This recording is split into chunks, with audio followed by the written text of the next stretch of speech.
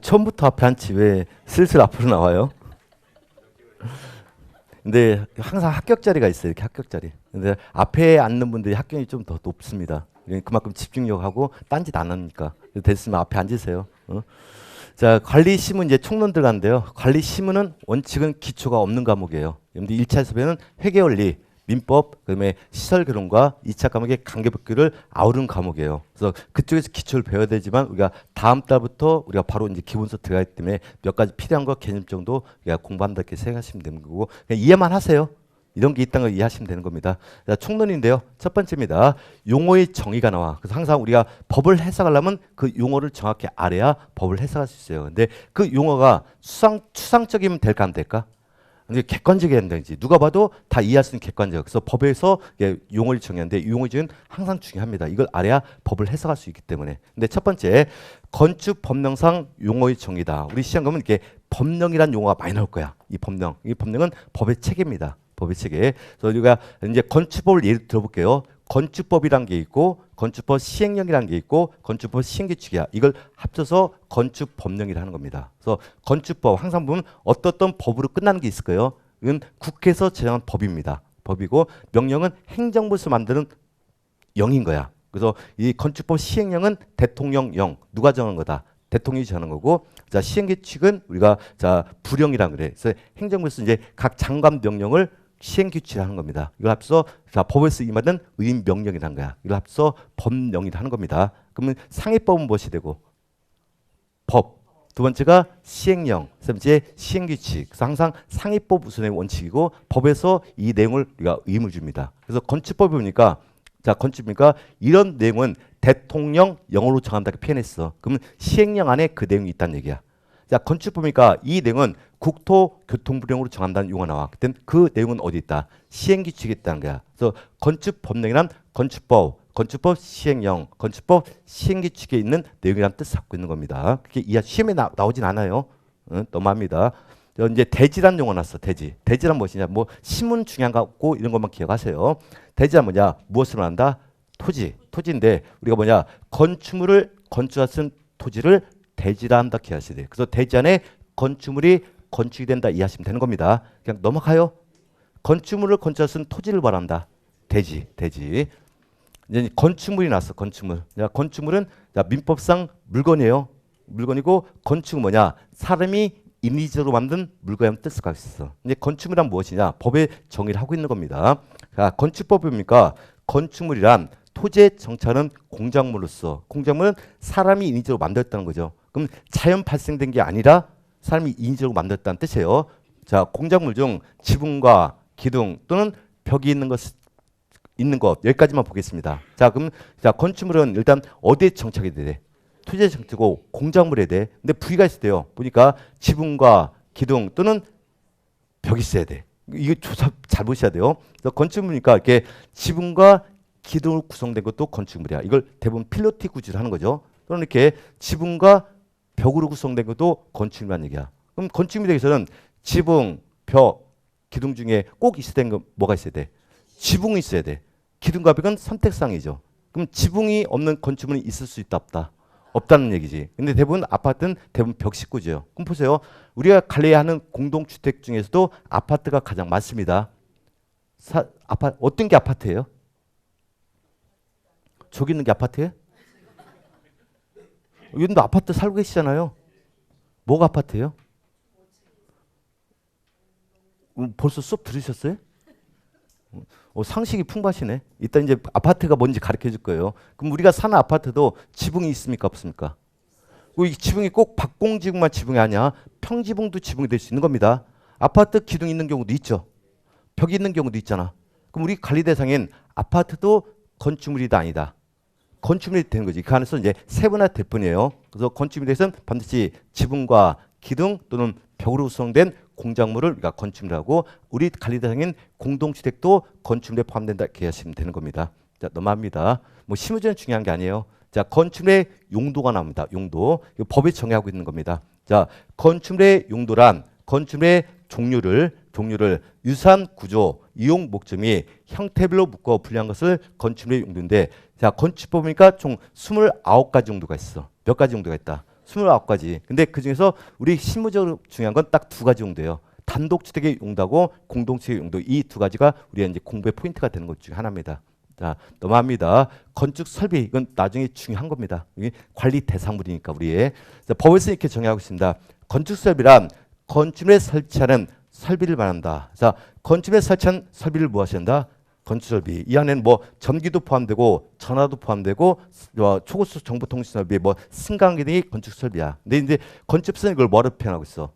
건축 설비죠. 이건 이제 주택법은 얘를 부대설로 이렇게 분류합니다. 그리고 공용부로서 나중에 이름 소장님이 되셨어요. 우리 관리 대상물이 건축 설비가 된 거야. 그래서 나중에 이제 우리가 이론 과정 가서도 뭐 전기를 어떻게 관리할 거냐, 승강기를 어떻게 관리할 거냐, 소방시를 어떻게 관리할 거냐, 급수를 어떻게 관리할 거냐 그 내용을 하나하나께 배워간다. 그래서 건축 설비는 중요한 우리 관리 대상물이다 이해하시면 되겠습니다. 그래서 건축물에 설치한 설비 등을 뭐란다?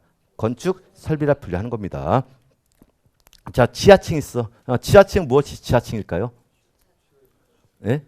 지하에 있는 층이니까 지하층이지. 그렇다고 지하에 있다고 모두 지하층이 아니라 요건이 있어야만 지하층이 되는 겁니다. 보겠어요. 지하층이란 건축물의 바닥이 자, 지표면 아래에 있는 층수. 일단 건축 바닥이 어디에 있어야 돼? 지표면 아래 첫 번째 요건이 있어야 돼요. 자, 있는 층으로서 바닥에서 지표면까지 자 평균 높이 이 건축물 평균 높이를 층고를 하는 겁니다. 평균 높이가 해당 층 높이 층고에 얼마 이상일 때 2분의 1 이상이 되면 그걸 지하층이라는 거야. 그래서 일단 건축물의 바닥이 지하층 아니 저기 어디야 지표 아래 있어야 돼. 근데 이 평균 높이가 나오죠. 이 그러니까 해당 층 층고에 얼마 이상일 때 2분의 1 이상일 때만 지하층이야. 그럼 2분의 1 안 될 땐 지하층이 아니다. 아니다는 얘기지. 이게 지하층이 정의가 되는 겁니다. 하고 그냥 넘어가요. 그래서 무조건 지표 아래 있다고 지하층이 다니다. 아니고 그 평균 높이가 해당 층구의 2분의 1 이상이 될 때만 그러니까 지하층으로 법에서 인정을 하겠다는 뜻을 갖고 있는 겁니다. 자, 그럼 우리가 층을 표현할 때 몇 층짜리 건축물이냐, 몇 개 층짜리 건축물 이렇게 표현 형태 많이 나오죠. 이따 보면 이제 주택을 구분할 때 층수가 나올 거야. 이땐 계층이라 표현합니다. 계층. 우리가 층이라 표현할 땐 순수하게 지상층만 딸 땐 층이라는 거야. 그래서 여기는 지상 몇 층짜리고 3층, 지하 2층짜리야. 근데 계층이라 표현할 때는요. 지하와 지하층을 함께 포함하는 게 계층이야.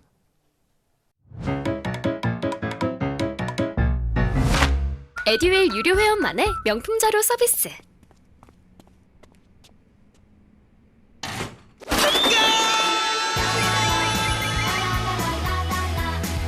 고퀄리티 명품 자료의 혜택. 오직 에듀윌 유료 회원에게만. 에듀윌.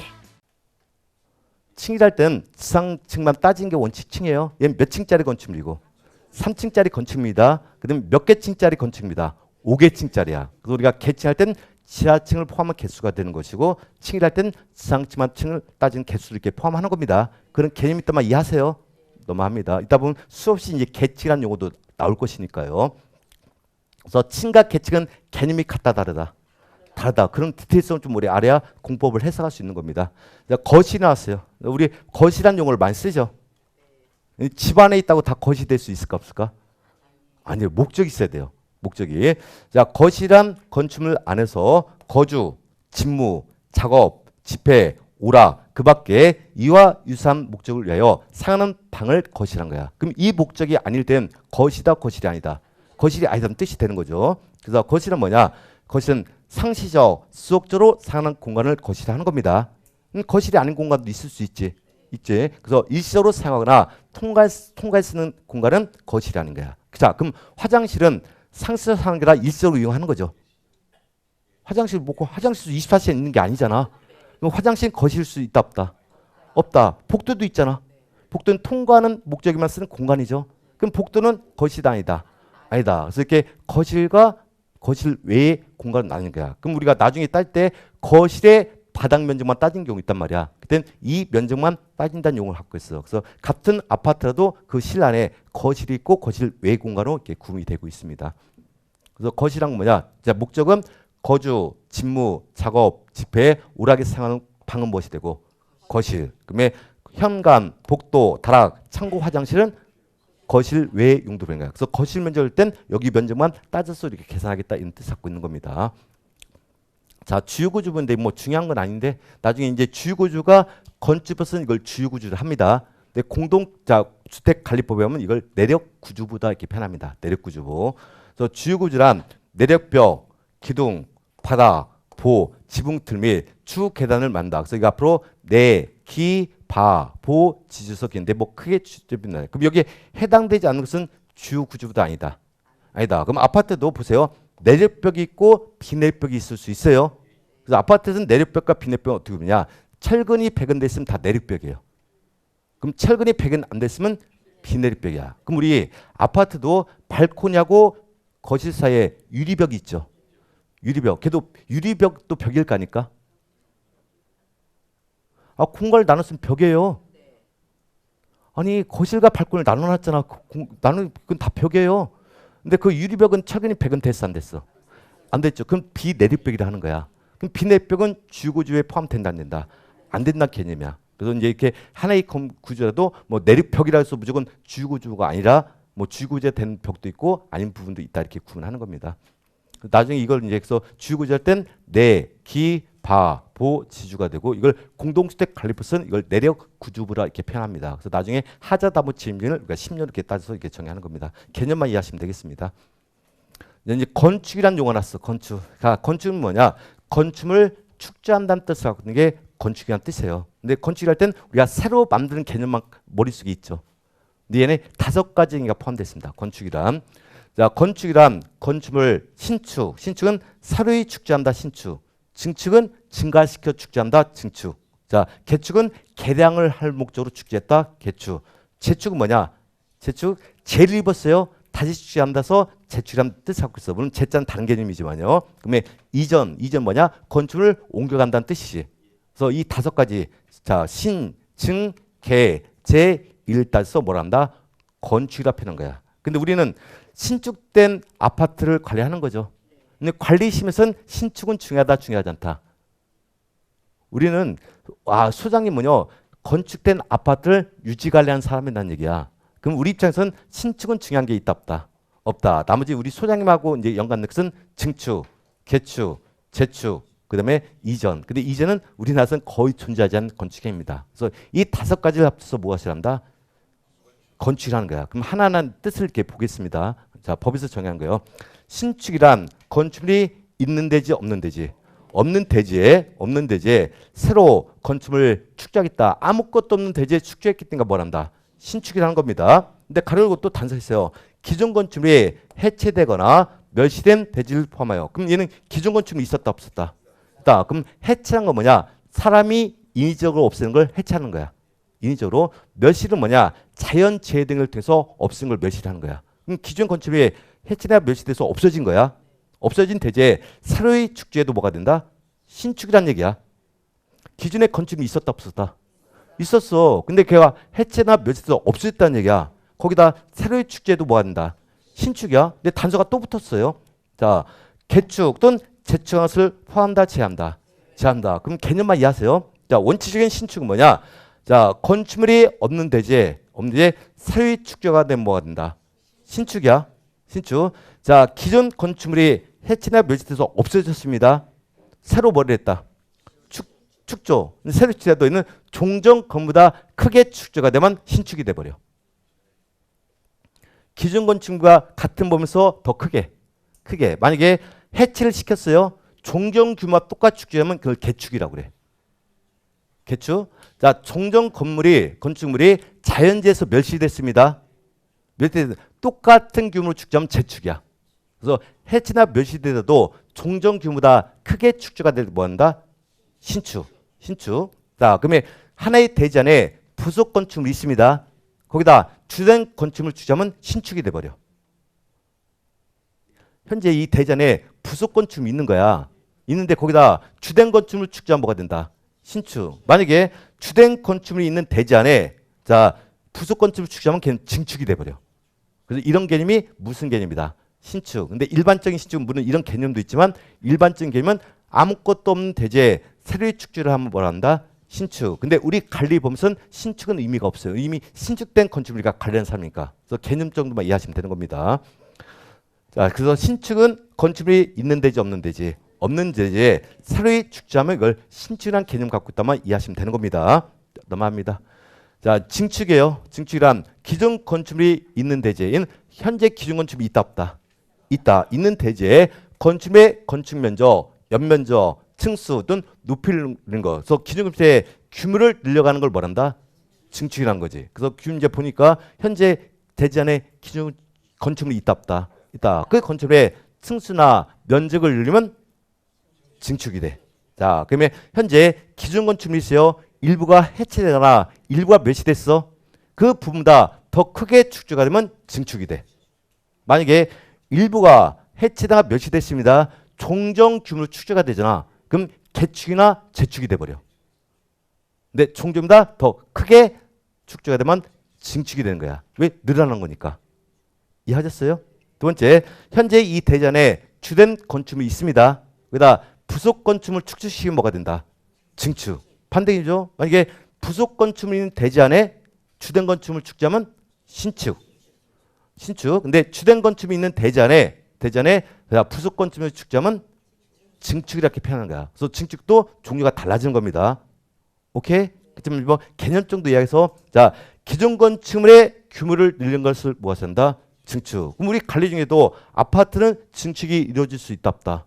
있다. 그럼 아파트 이제 증축부터는 아파트에 적용된 개념, 우리 관리 범위에 포함된 개념 중에 하나가 되겠습니다.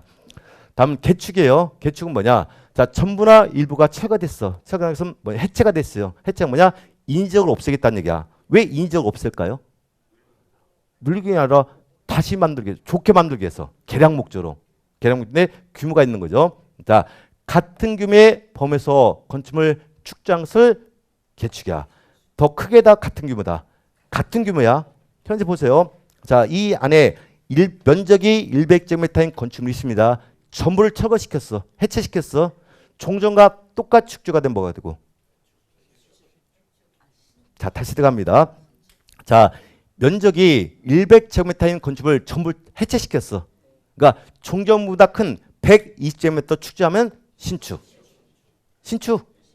신축. 근데 일부를 50제곱미터만 해체시켰어요. 해체시켰어. 만약에 해체된 부분보다 더 크게 60제곱미터 축조하면 증축. 예, 종전 규모와 같은 범위에서 축조할 때가 개축이야. 항상 개축은 종전 규모가 돼야 되는 겁니다. 그러면 일반 신축된 건축물도 개축을 할 수 있다 없다? 있다. 그래서 나중에 개축도 우리 관리 대상 범위에 이게 포함된 개념이 되겠습니다. 자, 그럼 재축은 뭐냐? 건축물이 천재집이나 그 밖에 재로 멸시된 경우 그 대지에 다음 요건을 모두 갖추어 다시 축조한 것을 무엇이 한다? 재축. 그래도 얘도 중정 규모 범위 안에서만 축조가 돼야 돼. 만약에 현재 자, 이 안에 100제곱미터의 면적인 건축물이 있습니다. 자, 자연재에서 100제곱미터 하다가 멸시돼 버렸어. 근데 120제곱미터 축조가 됐어. 그땐 신축. 자연재에서 100제곱미터 전부가 멸시돼 버렸어요. 근데 120제곱미터 축조했다는 거야. 근데 뭐가 된다? 신축. 신축. 자, 100제곱미터에서 20제곱미터만 멸시돼 버렸어. 자연재에서. 만약에 20제곱미터 멸시인데 30제곱미터 축조가 되면 증축. 증축. 근데 종전규모와 같은 범위일 땐 재축이 된다는 얘기야. 그럼 재축도 아파트도 이루어질 수 있다 없다? 있다. 그래서 우리 관리 범위 안에 포함된 게 재축이 되는 겁니다. 개념만 이해하세요. 개념만. 자, 이전은 뭡니까?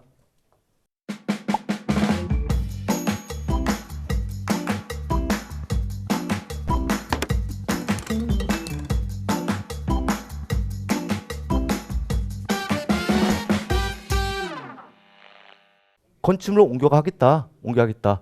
자, 이전이란 건축물의 주요 구조를 해체하지 아니하고 자, 같은 대지에 다른 위치에서 옮겨가는 것을 이전이란 거야.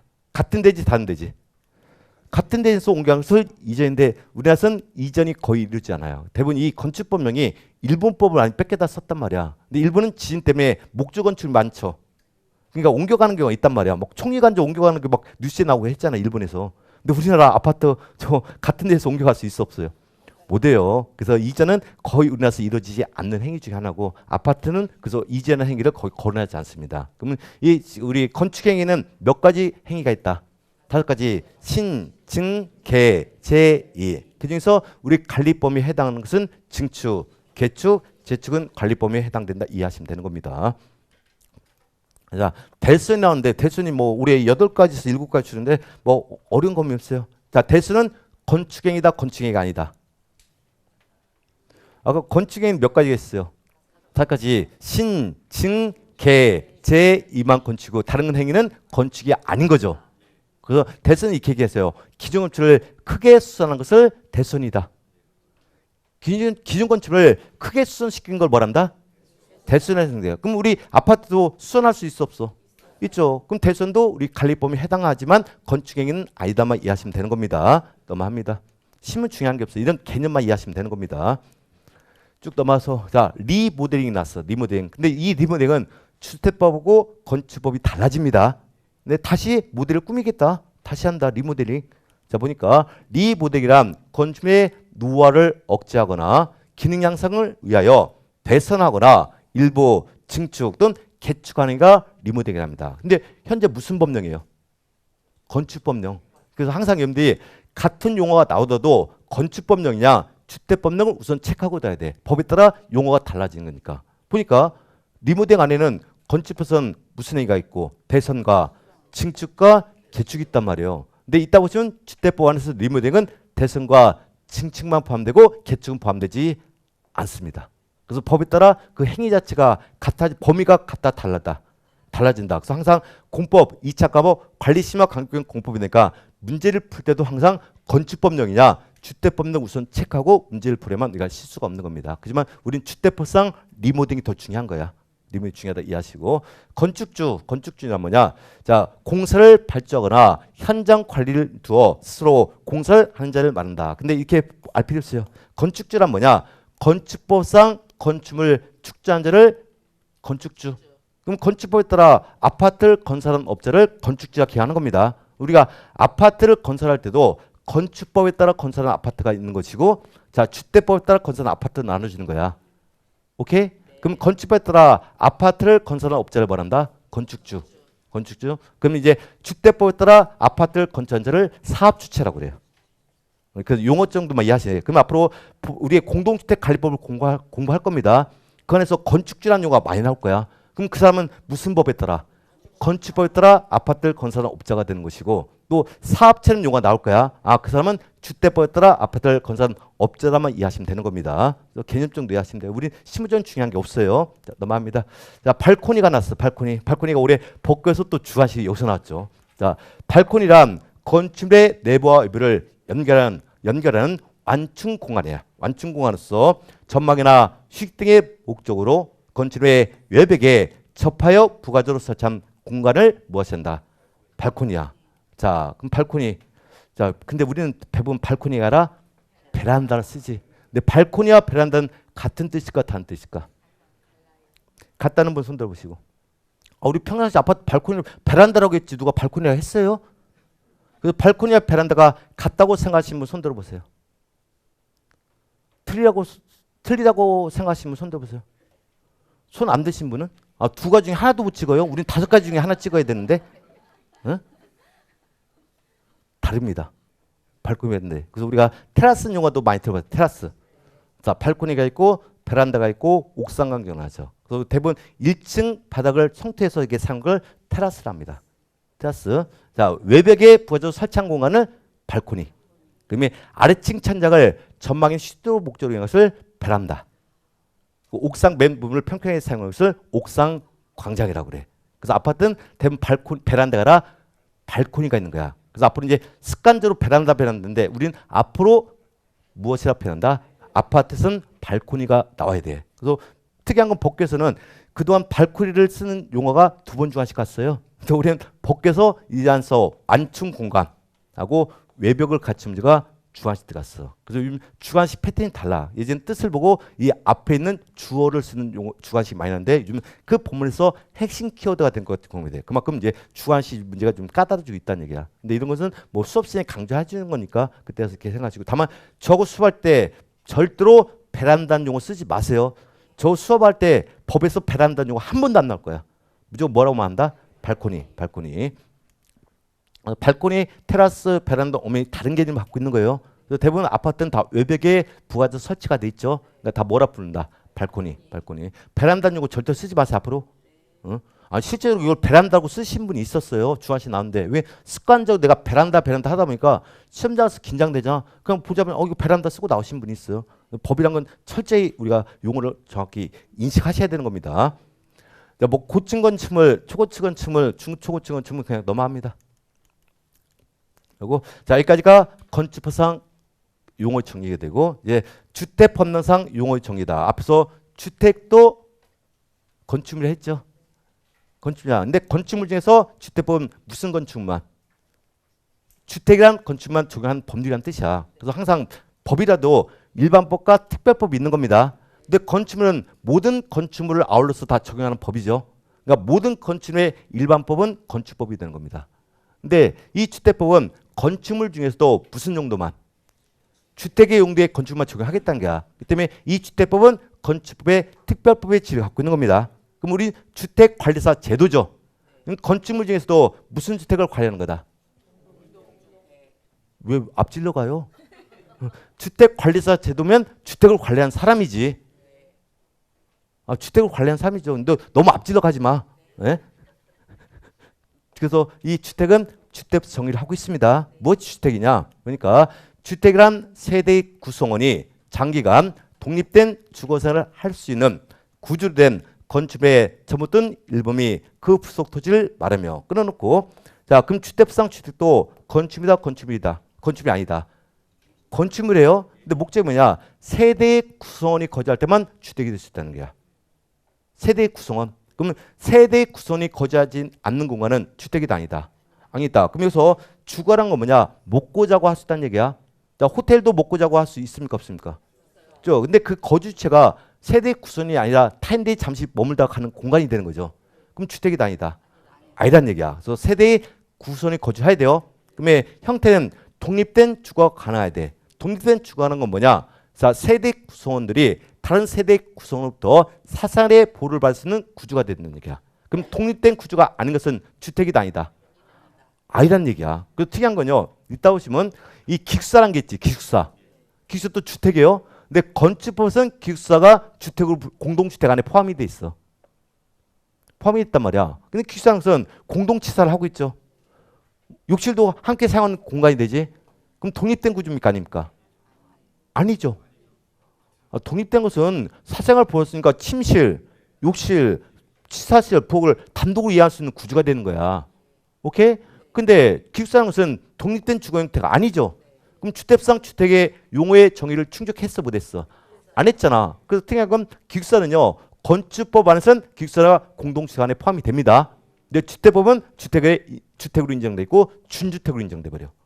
항상 주택상 주택은 독립된 구조가 돼야 되는 겁니다. 이제 건축에 전부 될 수도 있고 일부가 주택이 될 수도 있답니다. 그럼 무슨 뜻이냐? 우리 단독주택이 있죠. 단독주택은 여기 소유권이 몇 개가 인정돼?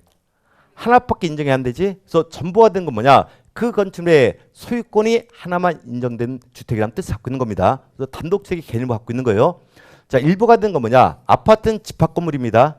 집합인데 501호가 있고 502호가 있어. 자, 501호 소유자 다르죠.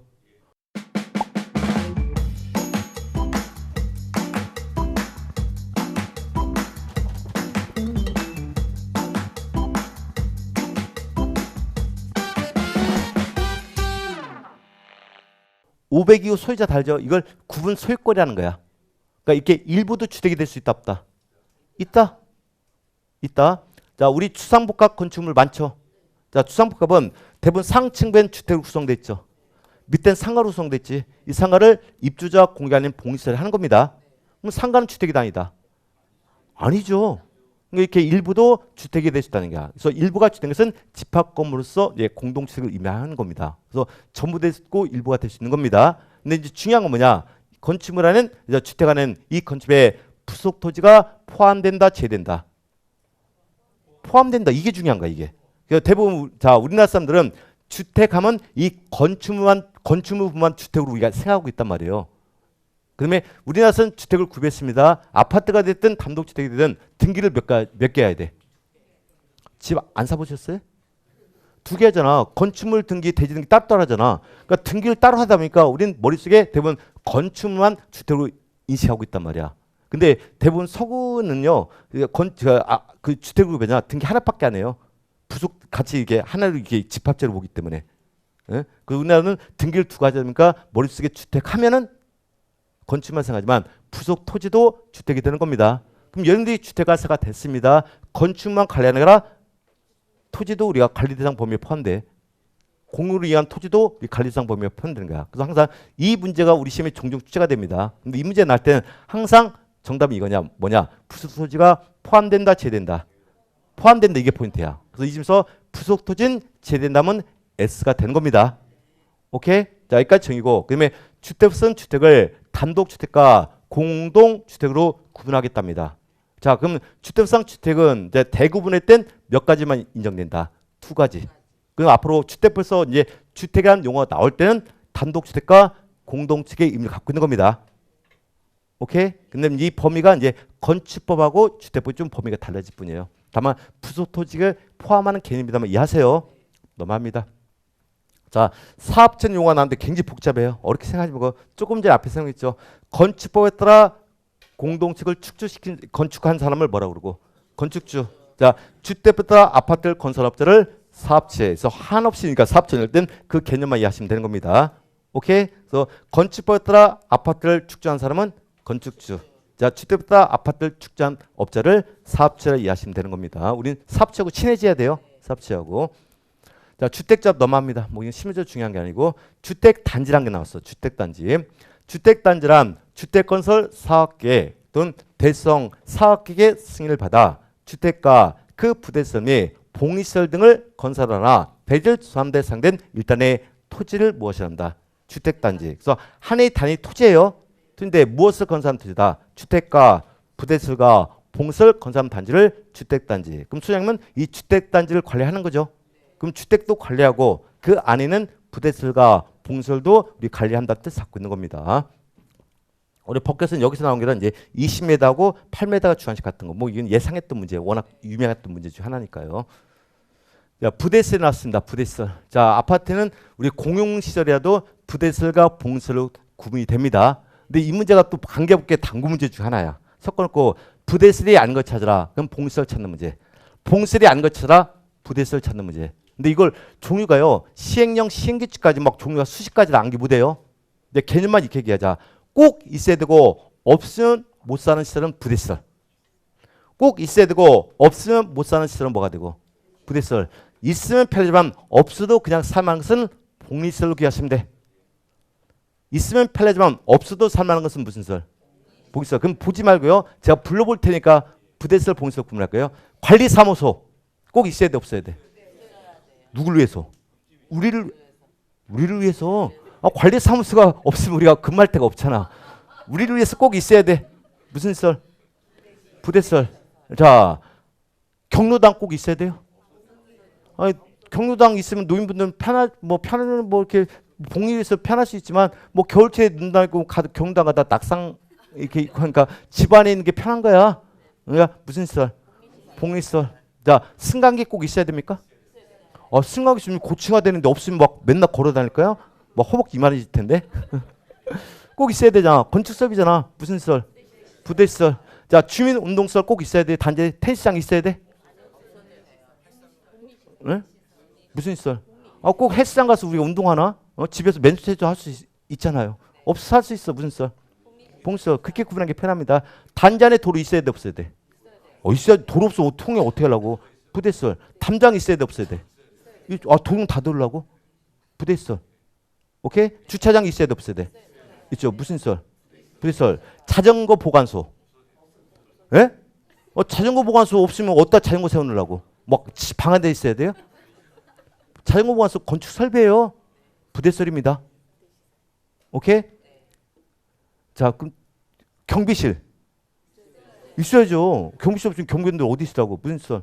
부대시설이에요. 그래서 대표적인 게 이제 주택에 딸린 다음 시설로서 대표적인 게 주차장, 관리사무소, 담장, 주택단지, 도로가 부대시설이고 또 건축법상 아까 봤던 건축설비 부대시설입니다.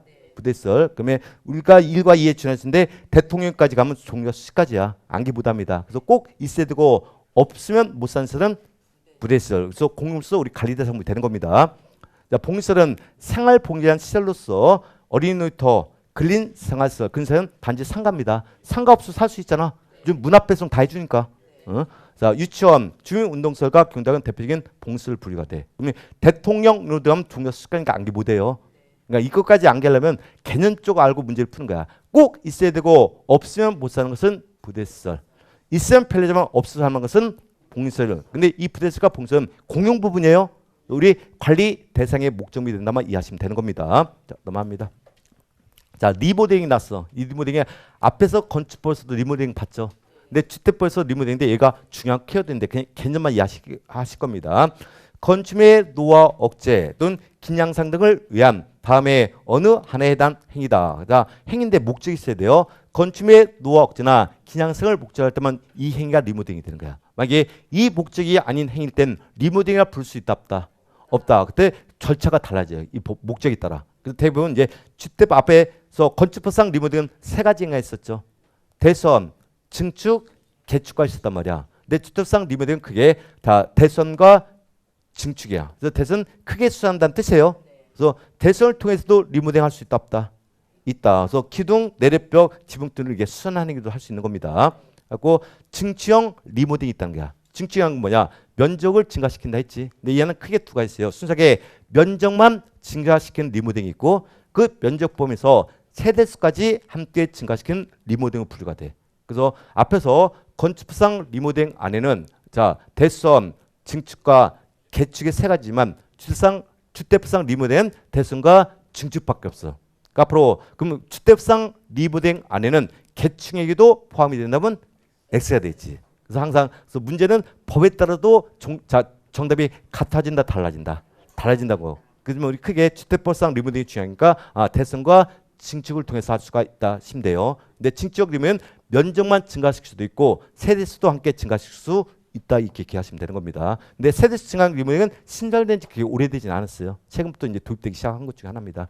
그리고 이렇게 면적 증가있고 이제 세부적인 내용은 기본수 때 수업을 해줄 겁니다. 기본수 때. 좀 뭐 시기적인 제한인데 이건 나중에 할게요. 근데 우리가 아까 세대수를 증가시킨다 했죠. 근데 세대수 증가할 때 수익 증축형 리모델링도 허용이 됩니다. 그래서 우리가 세대 증가할 때는 증축할 때는 동을 수평을 증축해도 세대 증가시키는 거 앞으로 수직으로도 세대 증가할 수 있다 없다.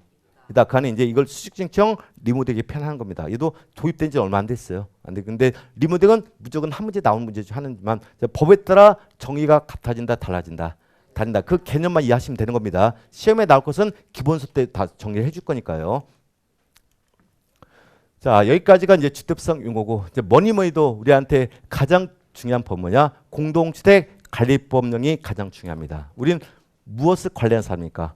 공동주택을 관리하는 사람입니까? 우리 모법. 그래서 우리 시험 제도나 우리 자격증들은 다 공동주택 관리법에서 규정하고 있어요. 이것도 잠깐 쉬었다 진행하겠습니다. 근데 뭐 기초 과정일 때 제가 빡빡하게 안 들어가요. 그냥 개념적인 하고 이제 지금 뭐 일찍 끝나고 뭐 하더라도 이해하세요. 그리고 이제 기본서 갔을 때 이제 빡빡하게 돌아갑니다. 저는 그러니까 개념 정도만 이해하시는 거니까 자 쉬었다 가겠습니다.